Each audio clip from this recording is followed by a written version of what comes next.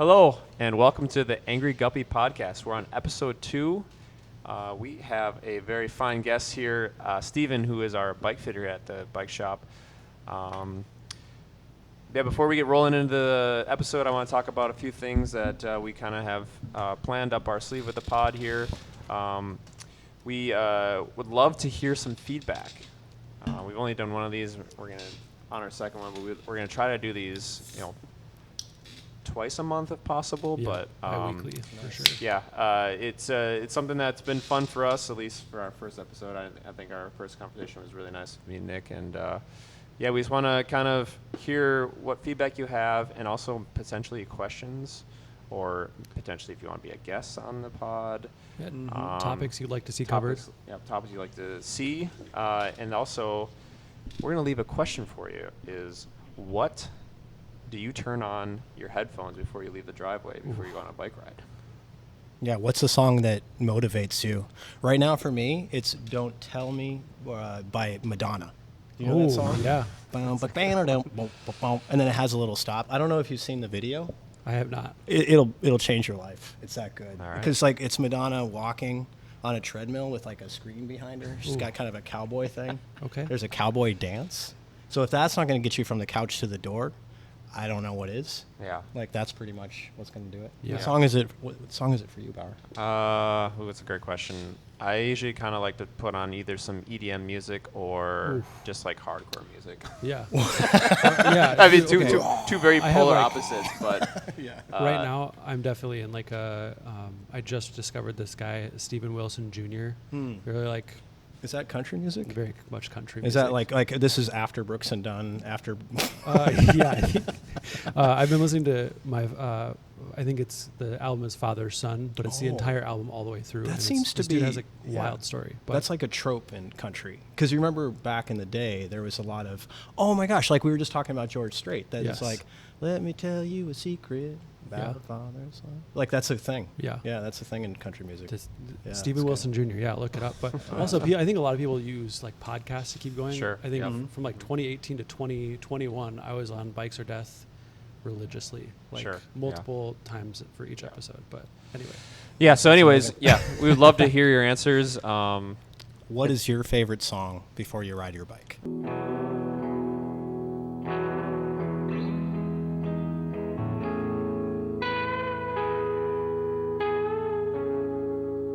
All right, so we have Steven here, who is a long-term Catfish employee. He's been here for how many years? I started here in something like 2013, and then I left and worked at another bike shop, and then I begged for Josh to take me back. Not Josh Bauer, Josh Klauk. And he said, suppose we could probably do that at some point. Very good impersonation. Actually, Yeah. Steven's also a very good impersonator. He can kind of impersonate anyone that's actually at the shop, so it's great. Yeah. Steven's been here for a while, and when we moved into this new shop, we got this huge bike fit studio, and Steven's really taken the reins on that, and Thanks. it's been killing it. And we're kind of going the episode to talk about bike fits, but first I think we kind of more just want to hear the background on Steven and where he got kind of bikes involved in his life. So I kind of let you just ramble on and keep sticking in some questions here and there. So we were just talking about this. I'm so stoked to learn more about you. I've known you for 2 years, and I feel like we've barely scratched the surface. Oh, yeah, because we're always working. The history of Steven. Customers, yeah. That's so flattering. Plus, how great is this to get uninterrupted bow and Nick time? This is a special day. Bow. Yeah. Yes. Bow. It's pretty great. There's so many stories I'd want to tell. I have to tell one about you, because I've told you this before, because it's cyclocross season, and I have a favorite memory of, and Nick, I don't know if I've told you this story about Bow, but we were doing a Tuesday night practice cyclocross race, and there's an intermediate and advanced race, and Bauer was doing the intermediate race, I think just to warm up for the advanced race. And there was a section that a few of us were struggling with, where it's kind of a camber and a switchback in the tape. And and I was just dying, like cross-eyed, heart rates, like, tasting pennies. In Just your mouth. red line. Yeah, like, kind of. That nice copper taste. Yeah, as well. yeah. Tasting the pennies. That's when you know you've had a good day. And at some point, like, I think Bauer's lapping us, and I'm like struggling this section, and he's like, "Oh, hey man, if you go up a little higher, you take that high line, you can drop in. That'll save you a lot of time." But he wasn't like even breathing hard.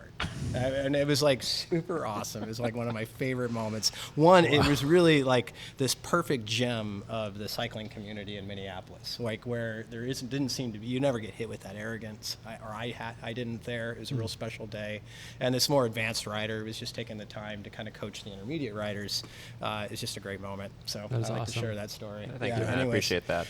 I do like that story. You've told me that one a few times, Yeah, and it's always good to relive, and it makes me feel like I did something other than being like a fast elite racer that's got a big ego. So The fastest boy. Yeah, I both hated you and fell in love with you at that same particular moment. Like, how is he breathing? But it did actually help, and I got way more better because of good English at doing those kind of lines after that too. For sure. So that was. I mean, cyclocross is not easy. I mean, you could go into a turn 50 times and be different every time. I mean, it's a craft that takes a little bit of time. I feel like if I could share with fellow cyclists, like all 5 of them that are watching this podcast right now. Yeah, Hi, Mom. 5. Actually, That's Actually, yeah. That would be amazing. I would say one season at least of cyclocross is completely worth it. Like your cycling is just improves so much. Well, you have to learn how to ride on very skinny tires through slop. Yeah, right. And how many sports are there where you can get into a boxing ring with yourself and just beat the heck out of yourself? I think that part of it's really cool too. Yeah. But yeah, that was so. Thanks for letting me hang out with you guys course. for sure. Yeah. And with you guys there, if there's anybody out there? out there. Yeah. So, and I'm sure you feel the same way about cyclocross if you're into that kind of thing. But no, I got into cycling. I guess it was for many years. It was just sort of in the context with surfing and doing other stuff. But I was hanging around the barracks at Camp Pendleton, and there was a sergeant named Sergeant Strickland, and he came up to me and he said, "What are you doing?" And I'm like, "Nothing." And he said, "Well, you're on the cycling team." So we went to this morale, welfare, and recreation Quonset hut, and I got a bike that I would kill for now. Oh, yeah. But had no appreciation. It was a purple, I believe, Chicago-made Schwinn Paramount. Oh. It was like 3 frame sizes too big. So I had the saddle slammed all the way down. And they had like garbage cans where you would get your cycling shoes, which were all donated, and we had no helmet requirement at that time, but you had to have a road guard vest. Oh, really? So like these big square like road guard vests. But to no go helmet. ride in. Yeah, it wasn't a helmet requirement, not yet. But we did have those like kind of greasy leather ones that we wore. And then later there was sort of those big like bell sort of helmet, like hard ones on the outside that probably would have scrambled your brains for sure. Heaven forbid you should bounce off the asphalt. Yeah. But in fact, I have a favorite memory of seeing these Air Force guys at a race in the Air Force team, and they had helmets. And I remember thinking, like, what a bunch of assholes, like who they think they are, But then later, it seemed like overnight that became kind of a thing. So that was kind of when I got into road cycling and became interested in bike fitting, especially as a short dude. Like, all the bikes were too big. The dream bikes were Seratas back in those days. I did eventually was able to get a Serata many years later. And it was really the sort of Ben Serrata influence in cycling that made me interested. I remember asking Sergeant Strickland, I feel super uncomfortable on my bike, and he's like, if you want to be comfortable, you should sit on a couch, not a bicycle. So it was like really helpful. And I was like, I think there might be something more to it, but it it wasn't until I moved to Minnesota many years later that cycling became like the only thing I did. It was still all about surfing in San Onofre and San Diego and Del Mar. And then when I came here, there was no ocean, and so that became kind of more of a thing to do, is just riding bikes. So Newsflash: Minnesota not known for its oceans. yeah, just its many many lakes, miles of Yeah. shoreline. Oh god. So- Which I guess you I'll probably just- could. So you could probably go up and surf in Duluth if you wanted to. Yeah, People they do. call that surfing. Yeah. Yeah, I mean, like a $700 dry suit, and like one wave. Yeah, it'd be like awesome. Just for Yeah. context, like how, I mean, I know I have a year, like how many years you've been doing fitting and like studying fitting in my head that I use, that I tell customers. I Yeah. think I'm pretty accurate on, but how long have you been like studying / providing I think service like the of fitting? first like bike fit seminar I went to was in 2008. Okay. So that was 4 years ago, right? It's Yeah, right. 2012 right, Yeah. now. Yeah. So yeah, it's been like 4 or 5 years or something Okay. like that. And So- you've been like kind of, besides a seminar, like you've Yeah. kind of been studying it for roughly then like, Oh yeah. like close to 30 years? Yep, I got the well. Wow, it has been something Sorry. like that. Yeah, no, yeah, like that's amazing. Yeah, it's one of the shocks. It's like things that seem like they should be 10 years ago or like longer. Yeah. But yeah, I got the Connie manual, which was which I still have in the fit room, which was sort of one of the original manuals that came from an Italian sports organization on how you're supposed to fit on a road Sure, bike. yeah. It's like stuff in there. I almost want to grab it to kind of show it, but if you ever stop by the shop, swing by the fit room and we can kind of go through it together because it's hilarious. There's things in there about like how much wine you should drink when you're training. Like if you're overheating, you can put a cabbage leaf on your head. That Oh, is wow. literally in there Okay. as a tip. Did you use that cabbage leaf technique ever in In your North I'll Star try that. last I'll year. try that next summer. yeah. You know, those like 95-degree days. I'll see if I can hunt one down. Oh yeah, yeah. Mid-race. It's the answer. It's the answer. Don't drink water. Just get a cabbage leaf. You'll Yeah. be fine. Like, not really. So that was the early stuff, and then a lot of those things that you still hear people use in the vernacular, like you should be seeing the hub from the saddle position, and the handlebar should be, you should be here, and like a knee over pedal spindle was a big thing. A lot of that stuff that has in recent years been really proven to be more tribal lore than actual bike fitting, that has come a long ways. So and then I was super inspired by a lot of cyclists that had a background in that. Like bike fitting really comes from racing. Like that's really, if you look at old like Eddie Merckx, like if you watch Sunday in Hell, you'll see Yeah. Eddie Merckx out there like measuring his saddle, and I have a picture of Merckx and DeRosa setting up his bike. So they were really the first people I think that really took a lot of interest in it. And then later, I think we started to understand this is something that was applicable to any cyclist, whether or not they were interested in cycling as far as just racing, but if they were just trying to get to work and maybe they were running into lower back pain or they're running into knee pain, what could they do to correct that? So yeah. in more recent years, I think that's been more broad. Bike fitters like out west, like Michael Sylvester, he was a cyclocross guy back in the day. He also, his story was he was injured pretty severely and got into yoga and saw that as a way that he could provide better and better bike fitting services.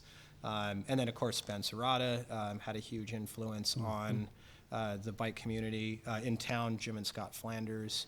I mean, we're in such a great town for bike fitting.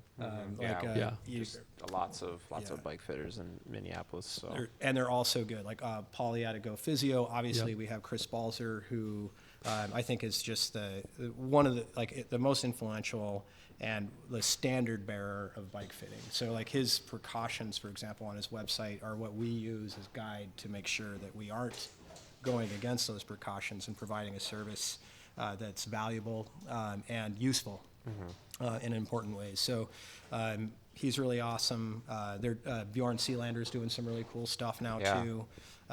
Ex-pro cyclocross racer, ex-road racer. I mean, he's amazing. Went through the Trek, the U23 Trek, Lance Armstrong, development team. Great name, Yep. Bjorn Sealander what a- too. yeah. Awesome.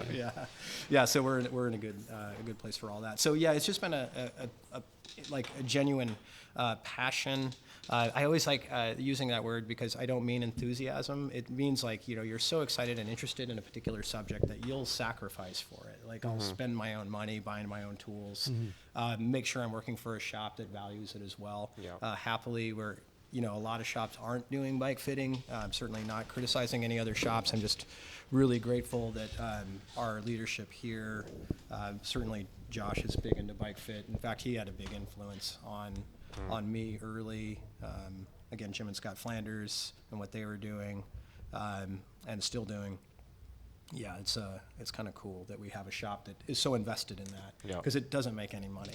It's not a good business model. I think. Well, I mean, it's one thing. I mean, we don't have to get right into the bike fit stuff yet, but like, it does go a long way, especially if someone that is really getting into it.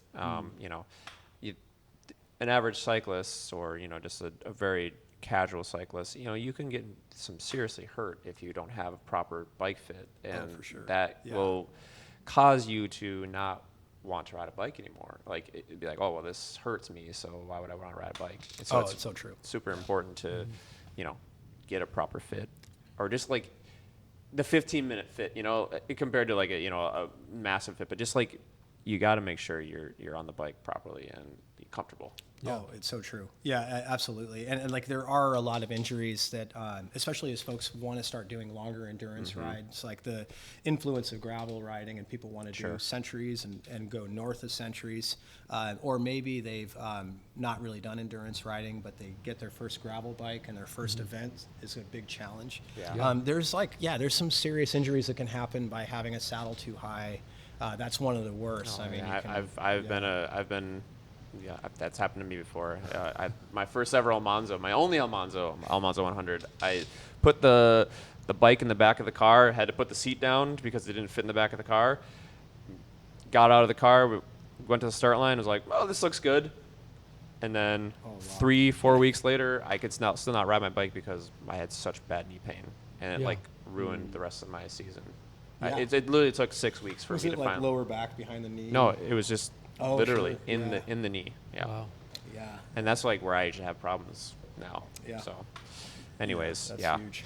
But I mean, like, obviously with your background, I mean, you even like, a couple years ago, you were on this whole fixed gear Oh yeah. thing where you just were only riding fixed, and you did what? You did 10,000 miles on a fixed in I 1 had year? one 10,000 mile year, Yeah. and I tried for a 10,000 mile year only on fixed gear, then made a 10,000 mile year, and then I got injured. Yeah. So anyway, But I mean, That was last year, right? Yeah, That just this you year, hit yeah. 10,000? crazy impressive doing it on a fixed gear. Well, Yeah. let It's alone some of the rides that we talked about doing, like, didn't you do a double century fixed? yeah, I did a few double centuries, a lot of centuries, fucking wild. all fixed gear On one gear. Yeah, and like I know that there's fixed gear people out there Yeah. that For get sure. it. I mean, it's such a wonderful way to ride a bicycle. Yeah. I mean, like you're so connected with the bike, and the feedback that you get and the challenges that it creates are so different than a traditional bicycle with gears. And then with the ability to free will, the ability to Right. coast. So I think. Well, you it's- were not just doing stuff here. I mean, you were riding Yeah. locally, obviously, but you would go out to Trempolo, right? Yep. Yeah, I did a lot and of riding that in is Trempolo. that's hilly out there. Yeah, I mean, you're, a lot of you're climbs. lots of going up and down, and Right. on a fixed gear, it's not. Yeah. It's not Yeah, the climb's not so much a problem; it's the descents that Yeah, started to wear yeah, you down. yeah. Right. And what really got me, though, wasn't necessarily even the long endurance rides. It did offer a lot with respect to understanding the body on the bike, because it just becomes so amplified. If, Yeah. like, say, your saddle position isn't just optimized, you really start to feel the impact on your body because you're always pedaling. And then the other thing that was fascinating with respect to bike fitting is how you could tell. Like, I would just do these anecdotal experiments where I would like drop my saddle 5 millimeters, and then you would start feeling it in your Sure. biomechanically after a little while. So that was really, really interesting. But it's such a joy to ride fixed gear, and I know there's still a lot of folks out there who love it. And but it was a cool couple years. I would say it's a good idea to have a break on Yeah. your fixed gear. That's Yeah. what took me out eventually, was just riding around town without brakes, which is also technically illegal. So like, and that would Yeah, be a have a bad brake. situation. Yeah. It's just that your body then is the brake. And then as you get older, it's a funny thing, and it relates to bike fitting, and I know a lot of people cycling, is that we only really know the body that we used to have and not the True. body that we have now. Man, so that's yeah. so true. Yes. Yeah, and especially getting into your mid-50s, it's just been it's absolute joy being in your mid-50s. Like, this is like my favorite time to live, but it's also the most confounding when it comes to your physical limitations. Like, it just, all of a sudden you're like, wow, I can't do things that I used to do. Which is a really great thing. Again, like, the best part about the Fit Room is that you get to spend all of this time you would never get to spend with cyclists on the retail floor Sure. or in service. So you get this one-on-one collaborative time. It's a pure joy, because you can go, once you create that bond and you're really listening to the cyclist that's telling their story, they all have this unique story, and endless paradox. We all have the same story. Yeah. Like, we all have these stories of, like, why isn't my body working the way I want it to work? I used to run. I'm trying to overcome this injury. I have these goals and these aspirations. And then you get to be the collaborator with that rider, which Yeah. is just like, oh, wow. It's just amazing. And to get paid to do that is crazy. Not very much, but yeah, like, you have to find another job as well. But like, it's still really, it's really great. So, I'm not sure where I was going with that. That's why we improv, but yeah, just to Tyler, you get older, we don't know. That's why it's nice to have somebody else to work with. Yeah. And, it's a great thing in working with other cyclists here. Yeah, I mean, well, you've done quite a bit of fitting for a lot of people, and I'm sure it's kind of everyone has a unique situation on what is not working on their body, or they're like trying to overcome. I remember Claire, one of our ambassadors here, who we're gonna have on the pod pretty soon. She was a runner, and she really screwed up her ankle. Yeah. Was it her ankle? Right. Yeah, it was her I think ankle. it was her ankle, yeah. And then she found bikes out of it, and it's kind of like saved her and allowed her to do the endurance sport that she wanted to do. And like running. wow, has she really done, like, not just with racing, but just like a lot for the FTW community, and like the passions that she's found through cycling has just been insane. But I mean, so it's cool that you're able to work with people and try to help them solve the problems that are causing them pain, or getting is them really cool. comfortable on the bike, like I just or said. preventative as well. Yeah. Not just addressing like existing sure. issues, but like here's what we're going to do. Here's how your bike needs to be set up to prevent whether it's a new bike or their current bike. Yeah, I mean, Nick, you've used Steven, Oh, especially yeah. right I mean, before I some tell of this your to all of bigger our events. customers, but like, I mean, every single time I set up a new bike, even if I know my numbers and I know that I'm comfortable on the bike because I'm already putting miles on that bike, I like want to run it by Steven, because one, you're passionate about working on it, and like you are so dedicated to the practice that like you take the time with me when you don't have to. You could say, no, I'm not paying you to do it. Yeah. And I always come out with something that I've learned, whether it's about fitting or not. Right. I think just that's such a the valuable time. collaboration part Yeah. of it. Like, really all it takes sometimes is somebody else to be standing back, and the ultimate goal. But going back to Claire and running, like, she's just such a glow of positive energy. But it reminds me of like the joke in bike shops is that whenever you see a runner, wave, because it's a future customer. You just have to wait till they're injured. Like, it's just like the injuries that running causes, and running is awesome. I know your brother's like one of the best runners around, and but it always causes a lot of injuries for sure. But it's I think that a lot of bike fitting, we've done 1,000 since COVID ended. Oh, wow. Since we Okay. started doing, we're just at 1,000 fittings. Wow. And they're all 1,000 really cool stories. And as far as I know, they've all been pretty successful. There's always that fear when you're sending a rider away. Like, I mean, the do no harm thing. Like, please, let me know if this isn't working, so we can follow up. But so it's been about 1,000. And I think really at the end of the day, the perfect bike fitting is one where we have documented numbers. I think that's a huge thing. All sorts of cyclists can tell you their frame size. They'll be like, I ride a 56 or a 52. And then if you trick them with this question, what's your saddle height? They don't know.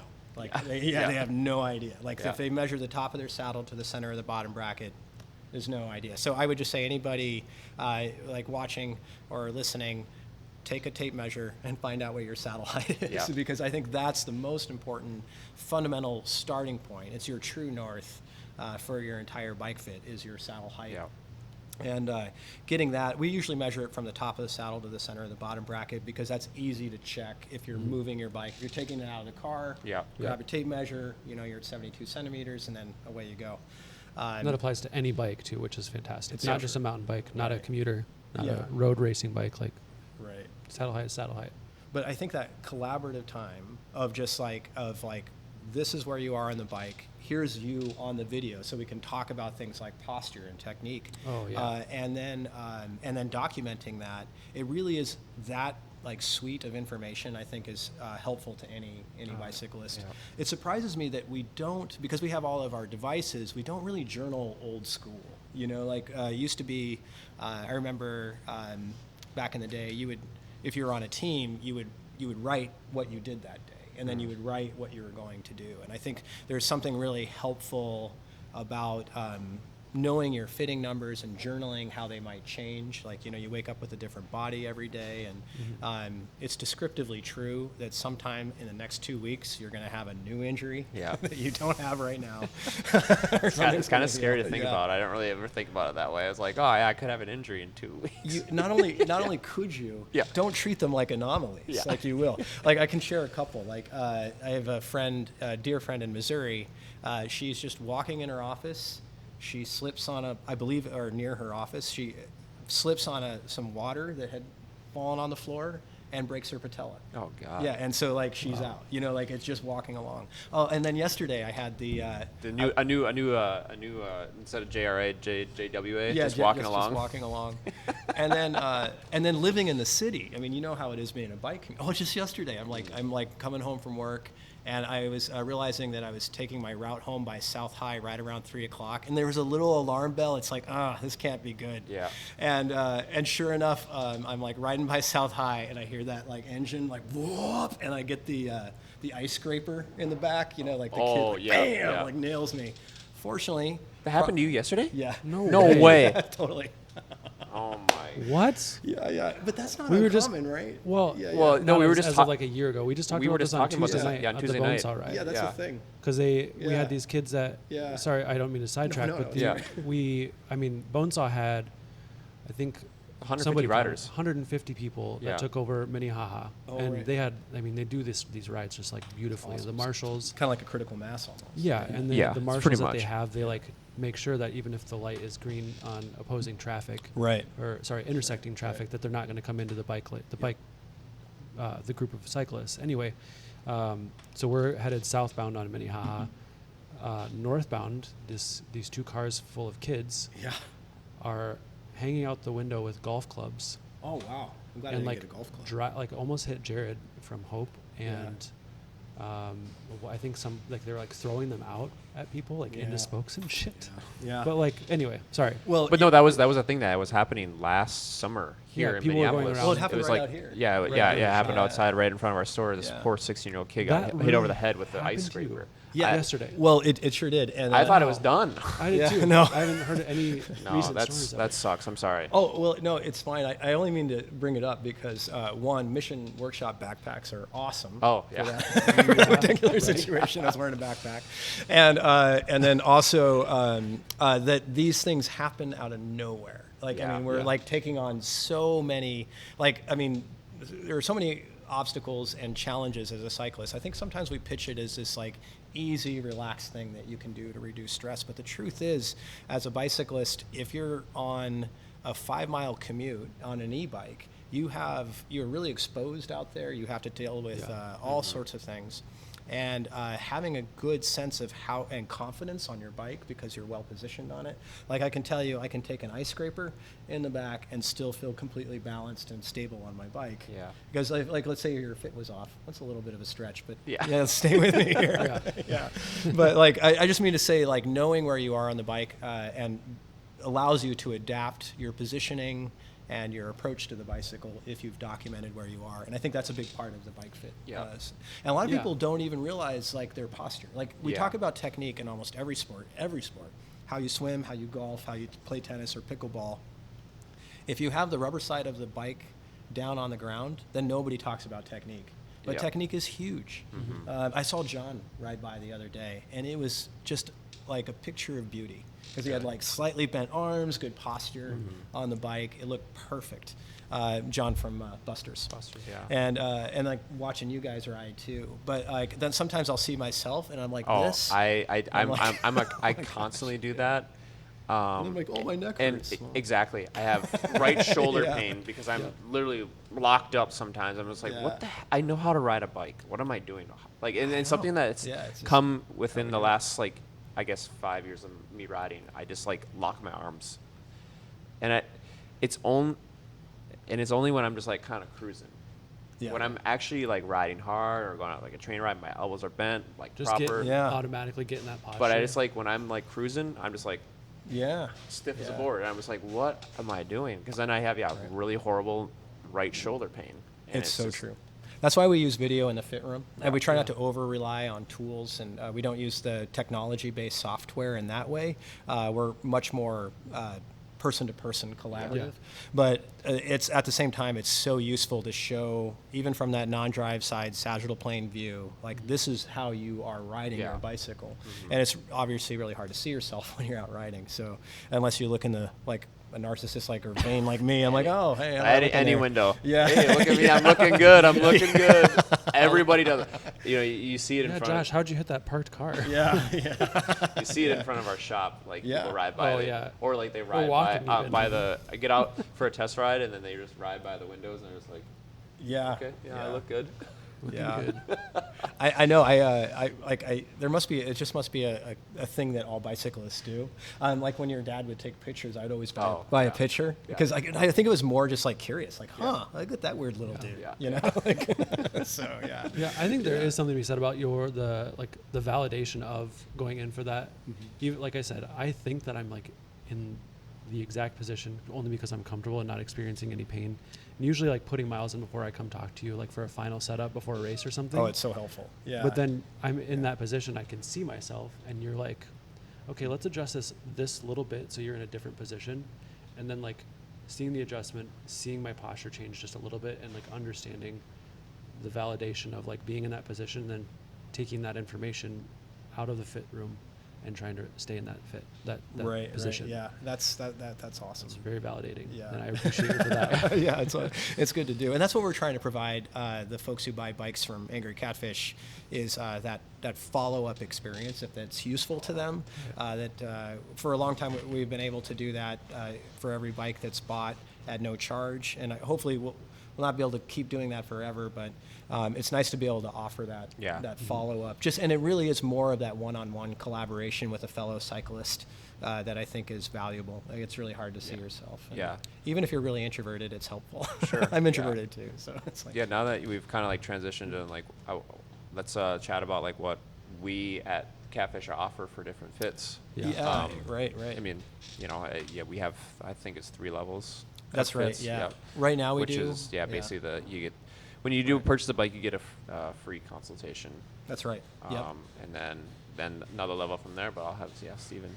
Yeah. So the way we have it set up right now is the best way to schedule a bike fitting, and I hope you do, is you go through the website. We have services and then bike fitting, and then you can sign up for.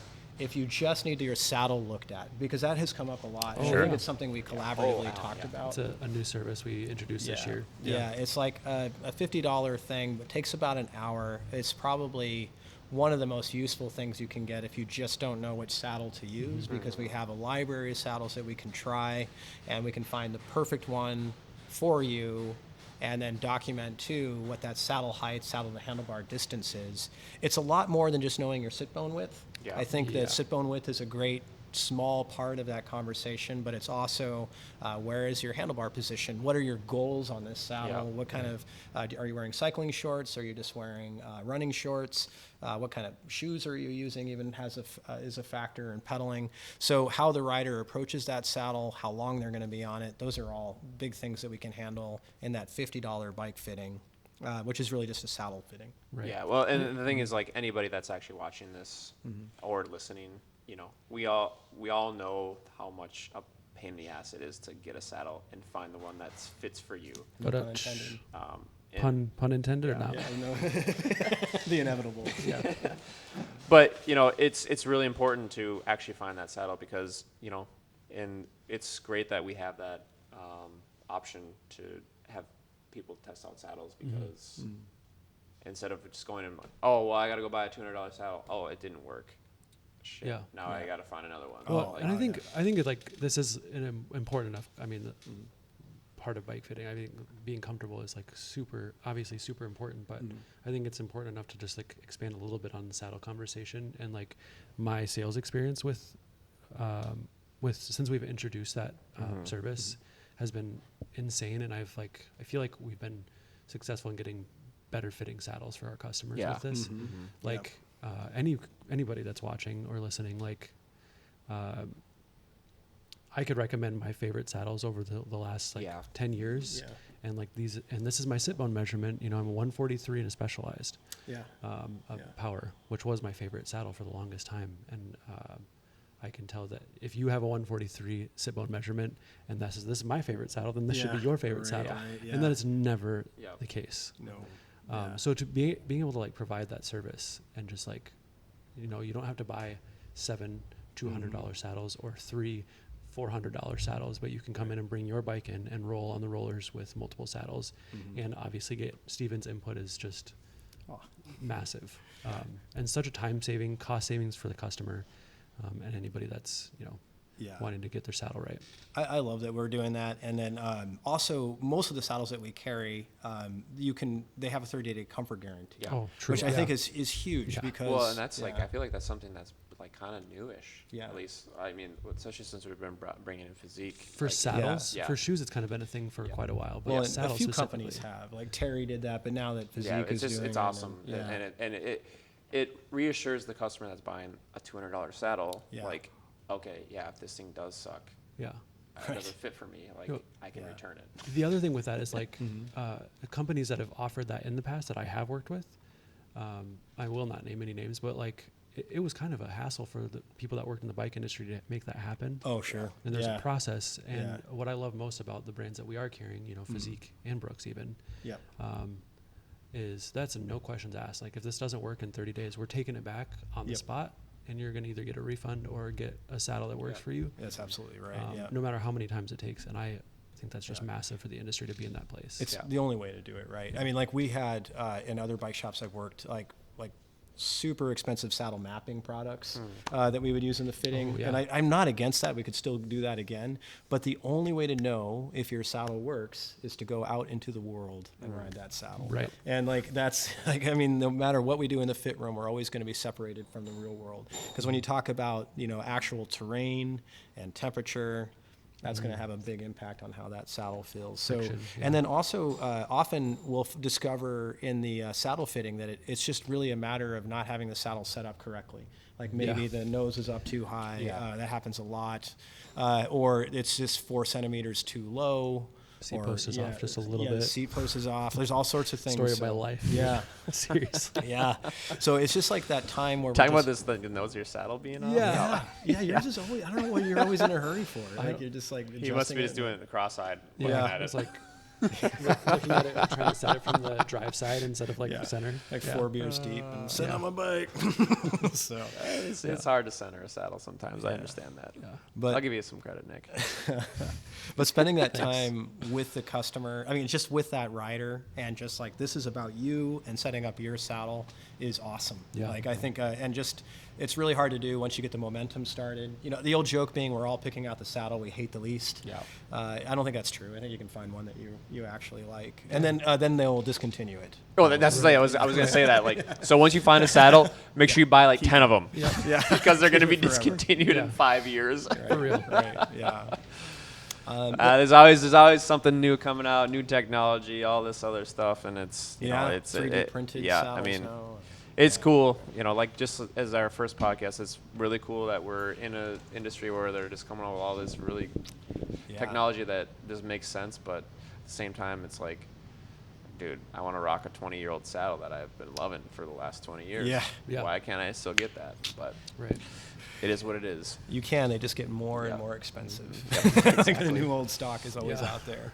Yeah. Sorry, we got kind of on a little saddle ramble there, but yeah, No, let's that's go to good. the next level of fit that you offer. So then we go to really the next level we have is usually invested with custom bikes or like really special bikes that someone's special ordering. So that fitting is usually involved with, if we do it in the case with Wild, we'll be working with our frame builder, Brad Wilson, and Jeff Frayne if it's from Wild, or we'll be working directly with Envy or Allied. Sometimes Open, Moots.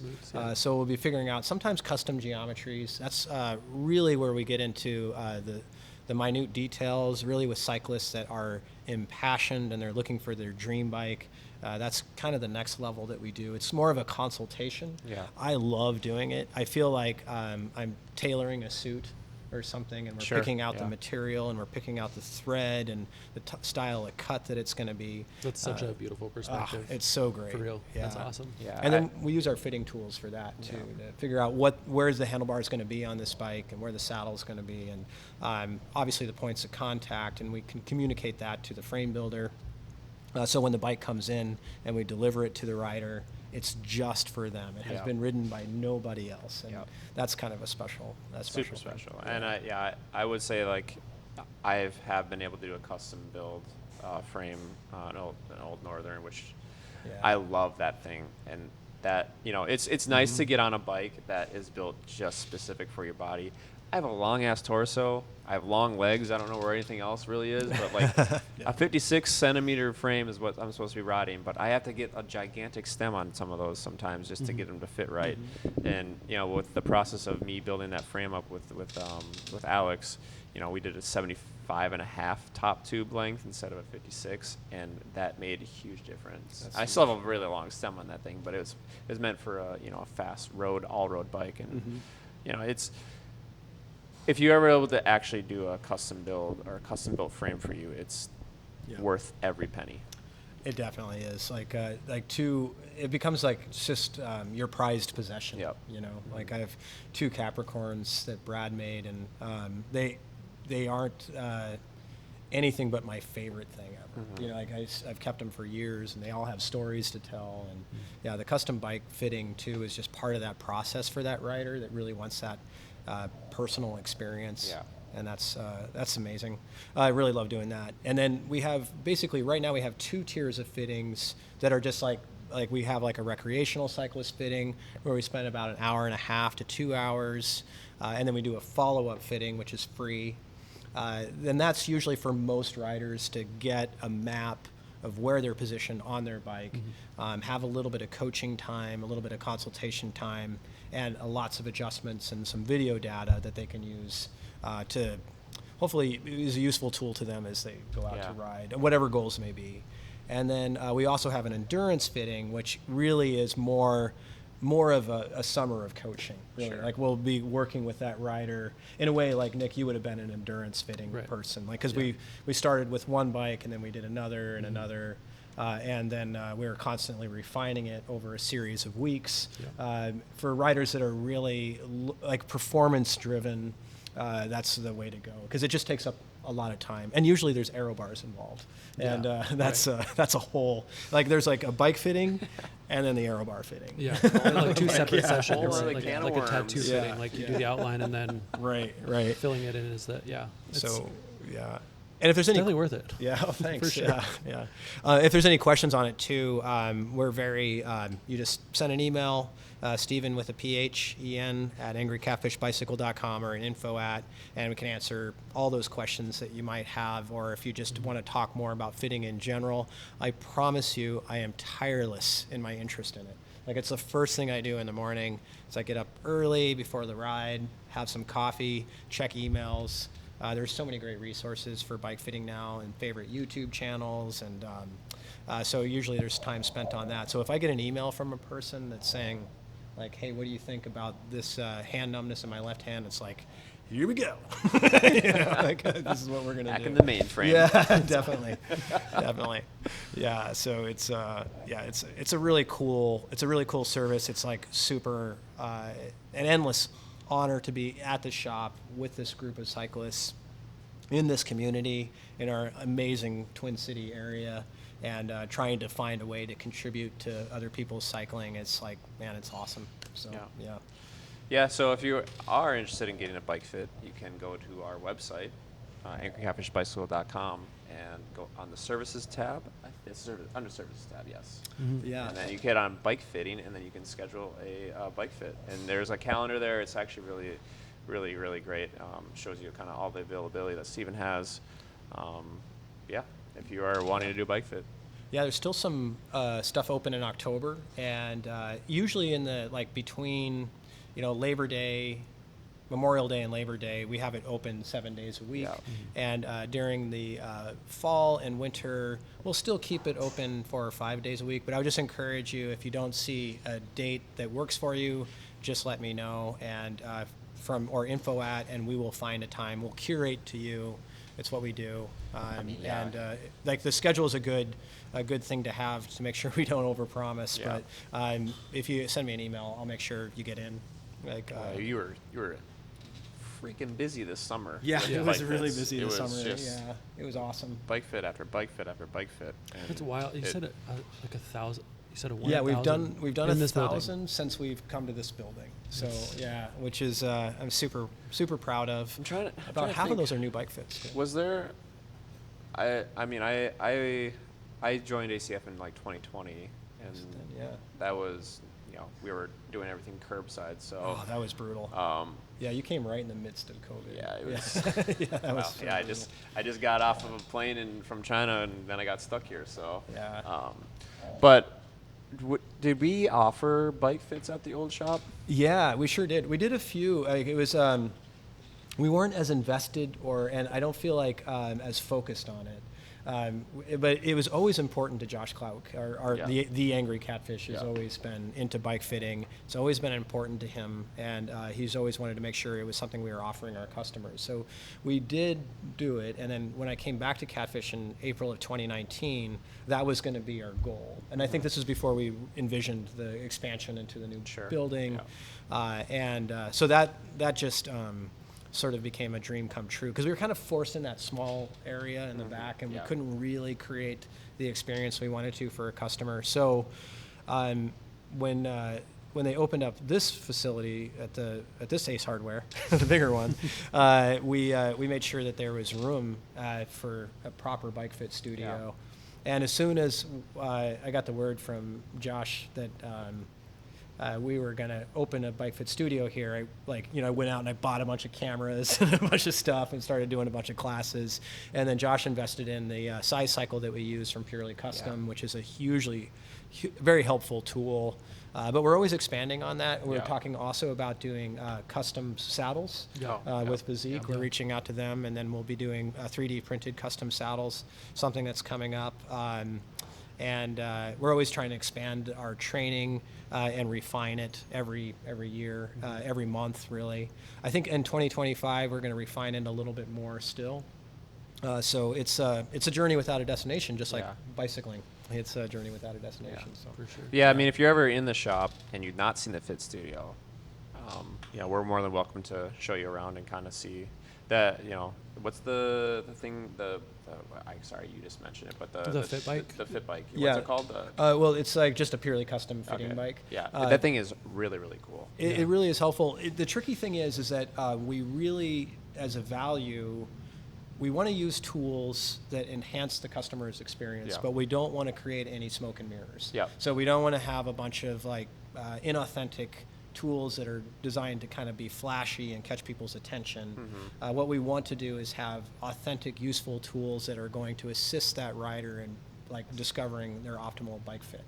And that's so it's a little bit of a mixture of a few things, like hugely influenced by the Serrata Institute, hugely influenced by FitKit, even though that stuff is really simple. It's always simple is sometimes the best. Like the old I mean, you have like companies like Envy that are doing XY measurements, and you're able to get all the data you need on the website to get the bike you need. It's so cool, and I hope more bike companies do that in the future, because it makes it so much easier to find a bike for your body.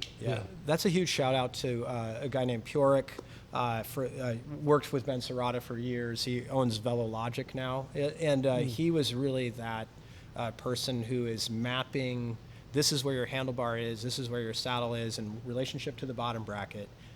This is the number that matters most. It's kind of like your stack and reach, the rider stack and reach. And what's nice about that, and when we're thinking about bike fit, just to share one more thing that hopefully is useful and interesting to people, is that what we're really interested in isn't the frame geometry. I mean, that's important, but it's only one leg of the table. What we really want to know is, where is your saddle, where is your handlebar, where are your pedals in space?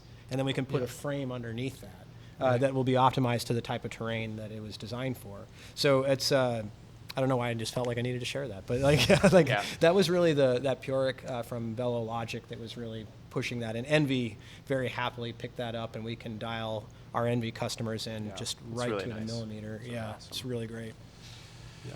Cool. This is fun, man. I love talking about this stuff. And, it's probably been like 3 hours, and I just keep going.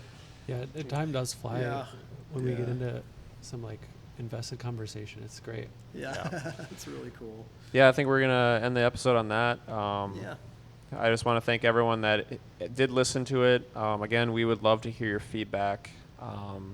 The feedback on the first episode, I mean, was just pretty wild to me. I thought it was just going to be not that it was wildly successful or anything, but the people that did watch or did listen actually made it a point to talk about it too, which kind of inspired me, one, to continue doing what I was doing just because that was the first episode, but then to start tapping into a little bit of the creative side of what the potential of this podcast could be and what we could do. But thank you, Stephen, for just reaching out to us.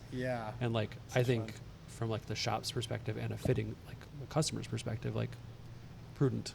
Awesome. For sure. Well, it's funny because whatever we might start talking about, it's going to eventually come around to bicycling. So, we could be we could have a Civil War podcast.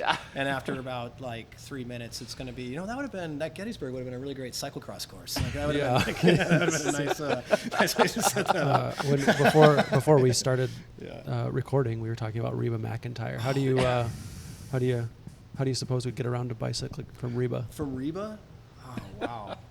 I don't know. I just as soon as you bring her up, I'm just captivated by her presence. But I would really enjoy if she was in town, if we could ride our bikes to a Reba McEntire concert. I heard she's playing at the Target Center. We should ride down there. Group ride. Down. From ACF. Yeah, from ACF. We should go down there and see what's going on. Well, that's the problem. The problem is you got just a bunch of bike shop nerds in a bike shop. We're gonna eventually talk about bikes. It's it's a beautiful thing. It's like bringing a partner that's not into bikes to parties with a bunch of cyclists, and they're just oh man, what did I get myself into? They're talking about bikes again. And everybody who's watching this feels the same, and let's hopefully get the feedback. One of my favorite experiences was thinking that the way we dress and act is kind of unique and different, and then going to Saddle Drive. And then there's an entire convention center of people just dressed the same, talking the same, acting the same. It's I thought I was the only guy in a flannel shirt, with a cycling cap on. But no, it was like a whole, there was thousands of them everywhere, hundreds anyway. So anyways. Sweet, thanks for tuning into the second episode of Angry Guppy. Thanks, Stephen, for being on, talking bike fits. Third episode will be coming. I think we're going to be talking with our other race ambassador, Claire O'Leary. Yes. Right on, Claire. Kind of recapping her season, Warrior. which is going to be awesome. Yeah. So stay tuned. Again, send us some questions, DM us, send us an email, info@angrycatfishbicycle.com for anything that you kind of have. And then obviously we would love to have some guests on the podcast too. If you feel like you want to talk about something, just send us an email, DM us on Instagram. I run the Instagram account, so I'll see it. And Write your favorite song before Yes. you go for a ride so we can create a playlist. yes. That would be Oh, awesome. Ooh, yeah, Ooh, yeah. playlist. That'd be I already sweet. got Don't Tell Me from Madonna. That'll be the first one on there. Let's do it. I got it. That means I have to come up with a song instead Yeah. of just a genre of So music that you I should- play. And I have to put one song out of the entire album Yeah. that I've been listening to. This is the song that gets you from the couch to the door. This is like that, like the hardest part of a bike ride, getting outside. So, yeah. All right. Down there. Good night. Bye-bye. Thanks, guys.